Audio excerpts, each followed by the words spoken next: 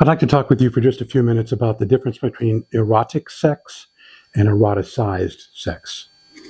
Erotic sex is the healthy sex you have with someone with which you have a secure relationship, someone that you love, someone that you feel intimate with. And this takes time. Now, usually we fall in love at first, and it's a combination of erotic and eroticized feelings. But the people who really feel erotic sexual feelings for their partner don't think so much about the sex as they do about the qualities of that person and how I feel when I'm around them and how much I miss them when I'm not around them. So there's a deeper spiritual and emotional connection between people who have the longing for erotic sex.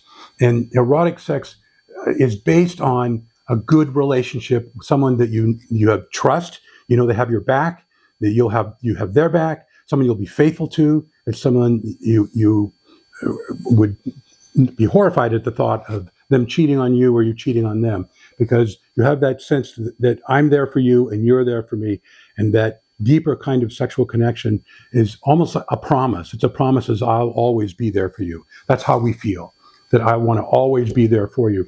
It's when you see that old couple walking in the mall in their 80s or 90s holding hands, and as they're walking, you just have this warm feeling. You look at them and you say, gee, I wish I'm going to be like that someday, because there's that deeper love that comes with time, comes with commitment, it comes with sort of the promise that I'm going to be there for you.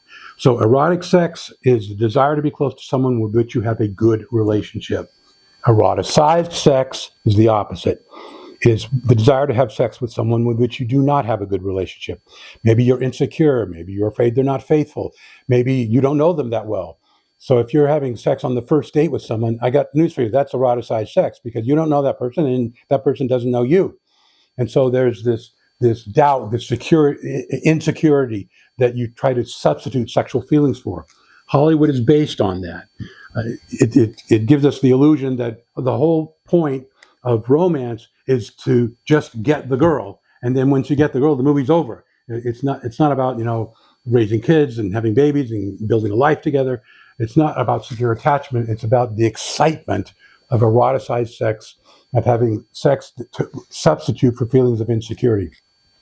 And when you think about the fantasies we have about movie stars, trust me, Scarlett Johansson is never going to date you. So, but you can fantasize about that, right? And so that fantasy is eroticized, giving you the illusion that, oh, I have that person. Those eroticized sexual feelings gives you the illusion that somehow I have a connection with that person, when it's only fantasy in your fantasy. So why am I bringing this up? Well, we have a new problem with eroticized sex that we've never had before.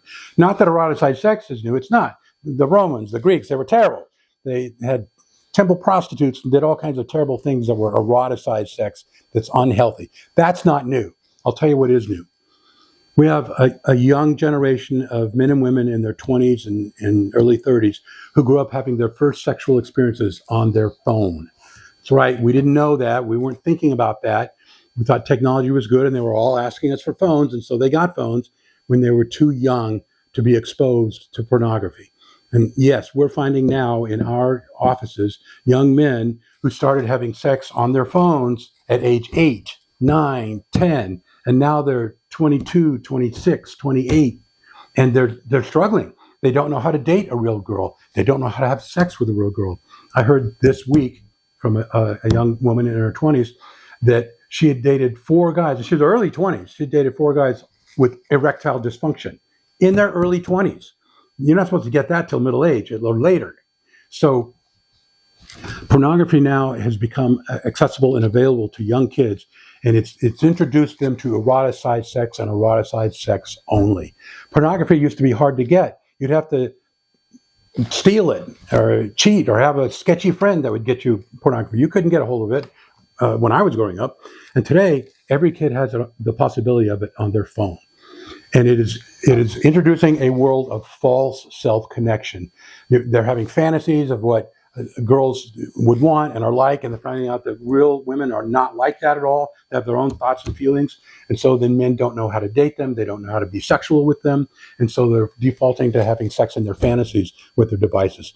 It's addictive sex. Now, if you've fallen into that category, and many of you have, there's help.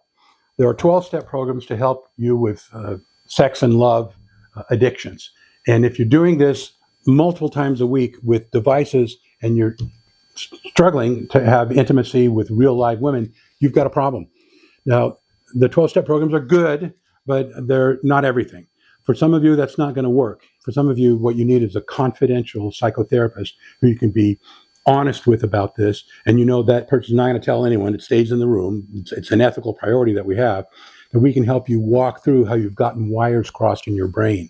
You think sex is supposed to be a certain way, and you've taught your brain that for so many years that now you don't know how to have that erotic kind of sex that lasts a lifetime, the kind of erotic connection that connects you so much, so profoundly with someone that you'd lay down your life for that person. Eroticized sex is superficial and it's a substitute. If this is a problem that you've got, there's help. Please reach out.